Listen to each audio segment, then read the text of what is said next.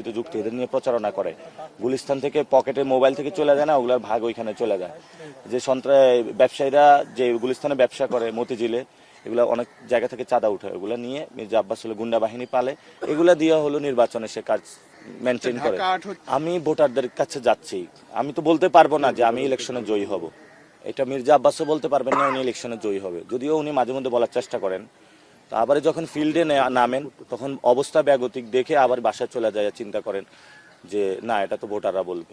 তো যারা ভোট দিবে তারা এবার সিদ্ধান্ত নিবে। তো আমরা আশা করব যে আমার বিরুদ্ধে এমন কোনো জায়গা হয় না হেনস্থ করা, আমাকে ছোট বেয়াদব বলা, সব কিছু করা হয়েছে, হেনস্থা করা হয়েছে। মানসিকভাবে আমি এক সেকেন্ডের জন্য ভেঙে পড়ি নাই, কারণ আমার কাছে যেটা মনে হয়েছে আমাদের ফাইটটা মাত্র শুরু হয়েছে। সংসদে গেলেও ফাইট হবে, বাইরে থাকলেও ফাইট হবে।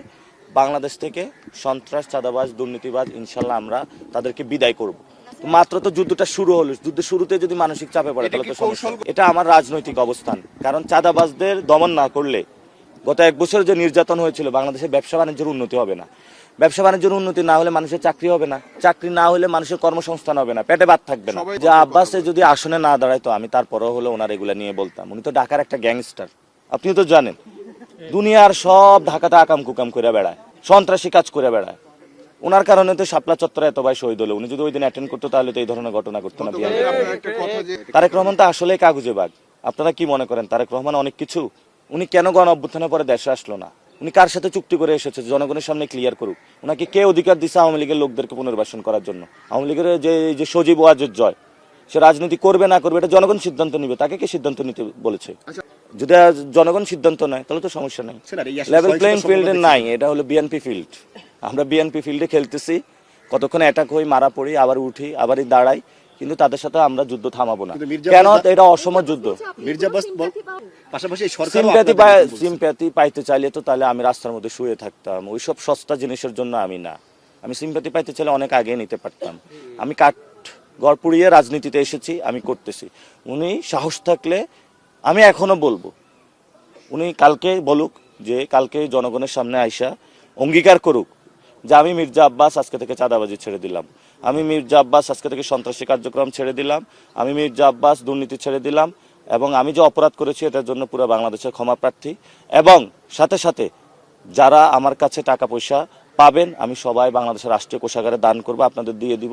আলহামদুলিল্লাহ ওনার সাথে তখন বুক মিলাব। সন্ত্রাস থাকাকালীন, চাঁদাবাজ থাকাকালীন কোনো কম্প্রোমাইজ হবে না। এটা শুধু মির্জা আব্বাস না, 300 আসনেই তারেক রহমানের সব গডফাদারদের দিয়েছে। কমিশনার কাইয়ুম কি ভালো লোক? স্বদেশ প্রপার্টিজদের দখল করছে। এই যে সাদেক হোসেনের খোকা, কালকে এক মহিলা আমার কাছে এসে কান্না করতেছে, 7 জন টিচারকে হলো স্কুল থেকে তারা বের করে দিয়েছে।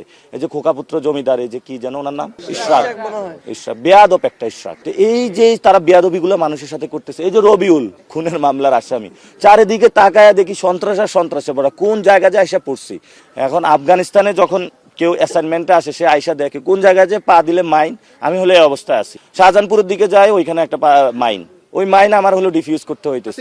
ধানমন্ডির দিকে আরেকটা মাইন, উত্তরার দিকে জাহাঙ্গীরকে লাগায় রাখছে, ঢাকা 20 একজনকে, সবগুলো তো দেখেন গডফাদার সন্ত্রাসী।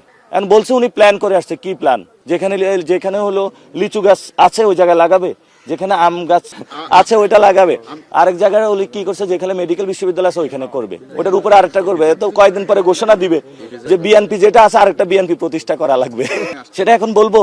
তাহলে একটু প্রচার করেন। আমি তো বলি প্রচার করে না। সেটা হলো আমরা 8 দফা ইশতেহার দিয়েছিলাম। আমরা প্রথম দফা রেখেছিলাম শহীদ ওসমান হাদি ভাইয়ের হত্যাকাণ্ডের বিচার। আমরা ইনভেস্টিগেশন বডিগুলোকে শক্তিশালী করব, কমিশন গঠন করব, বিচারালয়কে স্বাধীন করব, আন্তর্জাতিক কমিউনিটিকে নিয়ে, বাংলাদেশের মানুষকে নিয়ে শক্ত একটা অবস্থানের মধ্যে আমরা এই হত্যাকাণ্ডের বিচার করব, 1 নাম্বার। 2 নাম্বার বিষয় হলো এখানে চাঁদাবাজ, মাদক, সন্ত্রাসের একটা স্বর্গভূমিতে পরিণত হয়ে গেছে, এটা ক্লিন করব, মাদক মুক্ত করব আমরা এলাকা, চাঁদাবাজ, সন্ত্রাস মুক্ত করব।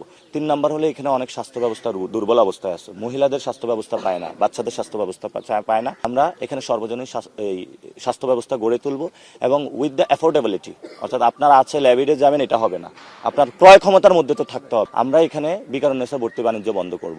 আমরা বলেছি এখানে সকলের জন্য শিক্ষা উইথ অ্যাফোর্ডেবিলিটি, উইদাউট এনি বাণিজ্য এবং দখলদারিত্ব ছাড়া এখানে শিক্ষা ব্যবস্থা গড়ে তুলব।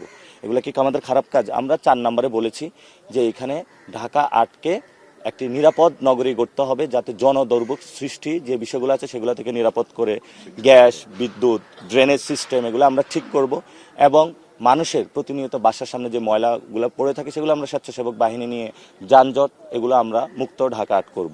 আমরা সাথে সাথে বলেছি যে জনতার যিনি এমপি হবে ঢাকা ৮-এ উনি জনতার এমপি হবেন, অর্থাৎ উনি কোনো জমিদারের বাসায় থাকবেন, উনি জনগণের মধ্যে থাকবেন, কথা বলবেন এবং axpaatwari একটা .com থাকবে যেখানে আপনারা আমাকে জিজ্ঞেস করতে পারবেন, হটলাইন থাকবে জিজ্ঞেস করতে পারবেন, অফিসে আইসা বলতে পারবেন এই বাচ্চা তুমি এটা করো না কেন, আমি বলবো ঠিক আছে আব্বা আমি করতেছি, খালাকে বলবো খালা আমি এটা করতেছি, দাদাকে বলবো দাদা আমি এটা করতেছি। ইনশাল্লাহ পাবেন আপা, পাবেন 100% পাবেন। গণ অভ্যুত্থানের পরে পাইছেন না, 100% পাবেন। নাসিরউদ্দিন পাটোয়ারি একদম মাটির মানুষ, এখন যেভাবে পাইছেন ইনশাল্লাহ ভবিষ্যতেও পাইবেন। আমার মধ্যে কোনো পরিবর্তন, আমি খুবই সহজ সরল ছেলে, স্পষ্ট কথা বলি, এতে কারো মাথা গরম হয়ে যায়, কিন্তু আমি স্পষ্ট কথা বলি, খুবই সহজ সরল ছেলে। এবং আপনারা আমার সাথে এতদিন ক্যাম্পেইনও দেখেছেন, আমার মধ্যে কোনো রাগ ডাক নাই এবং আমি যাদের সাথে মিশেছি প্রত্যেকটা লোক এই কথাটা বলবে, আমি কোনো রাগ ডাক রাখি না, আমার মধ্যে কোনো কমপ্লেক্সিটি নাই। আমি রাজনীতি করতে এসেছি, ভিতরে এক কথা বলবো, বাইরে এক কথা বলবো, আমি এটাতে না, যা সত্য সেটা বলবো, যা মিথ্যা মিথ্যাটা মানুষের সামনে প্রকাশ করে দিব।